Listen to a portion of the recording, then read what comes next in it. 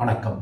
என் வாழ்வில் ஒரு பெரும் தாக்கத்தை ஏற்படுத்திய ஒரு மனிதர், என் சிந்தனையை சீரமைத்த குரு, என்னையே அறியாமல் என் வாழ்க்கையை என்னால் எல்லாமே சாதிக்க முடியும் என்று அனுதினமும் எனக்கு என்னுள் அறிவுரை கூறக்கூடிய ஒரு காரண காரிய ஞான குருவாக இருக்கக்கூடிய சுவாமி விவேகானந்தரின் பிறந்த தினம், ஜென்மதினம் ஜனவரி 12 ஞாயிற்றுக்கிழமை.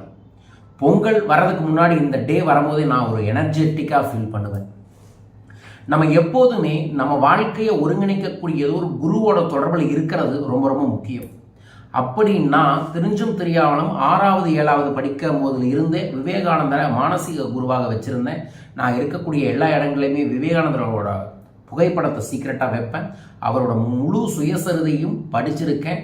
இப்போவும் அவரோட புத்தகங்கள் ஏதாவது படிக்கும்போது என் அருகில் அவர் அமர்ந்திருப்பதை என்னால் பார்க்க முடியும்.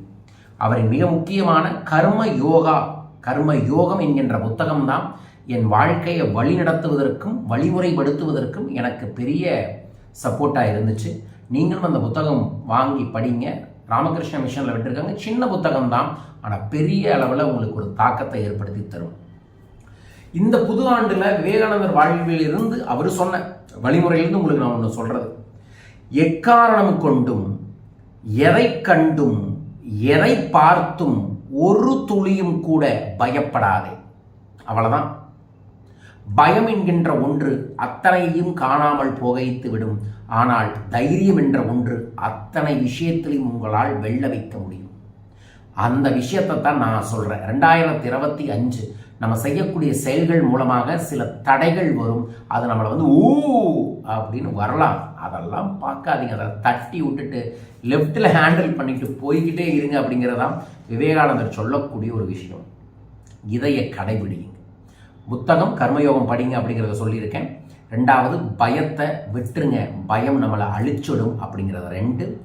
3வது ரொம்ப ரொம்ப முக்கியம், மற்றவரின் முதுகுக்கு பின்னால் நாம் செய்யக்கூடிய ஒரே ஒரு காரியம் தட்டி கொடுத்ததெல்லாம் இருக்கணும். சூப்பராக பண்ணுறேன், நல்லா பண்ணுறேன், பரவாயில்ல விடு, பார்த்துக்கலாம், உன்னால் எதையும் சாதிக்க முடியும்னு தட்டி கொடுக்கணுமே தவிர மற்றவரை கொட்டி கொடுப்பதோ தாழ்த்துவதோ மிக மிக தவறான ஒரு விஷயம்.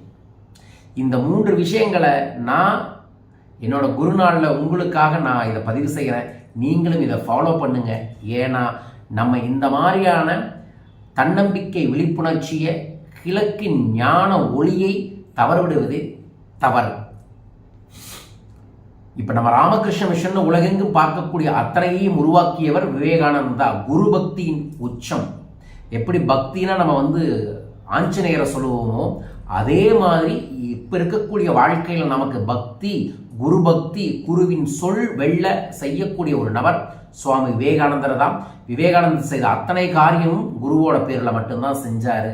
ஸோ அப்படியும் செஞ்சுட்டு அவர் என்ன சொன்னார், எனக்கு ஒரு 100 இளைஞர்களை தாருங்கள், இந்த பாரத தேசத்தையே முன்னேற்றி தருகிறேன் என்றார்.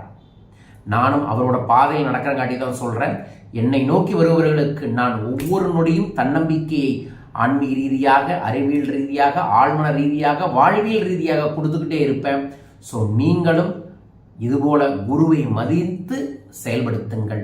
ஸோ இந்த ஜனவரி 12 எல்லாம் வல்ல என் குரு நாதராக இருக்கக்கூடிய ஆன்மீக தலைவர், ஆன்மீக கடவுள், தன்னம்பிக்கையின் உச்சம் சுவாமி விவேகானந்தரின் தெய்வ திருவடிகளுக்கு சரணாகதி அடைந்து இதை பதிவு செய்கிறேன். அவரோட ரொம்ப ரொம்ப பிடிச்ச விஷயம் என்ன, பிடிச்ச பஞ்ச் டைலாக் என்ன, ப்ராவர்ப் என்ன அப்படிங்கிறத கமெண்ட் பாக்ஸில் மென்ஷன் பண்ணுங்க.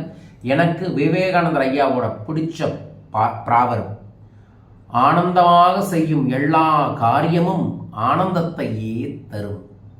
ஜெய் ஆனந்தம்.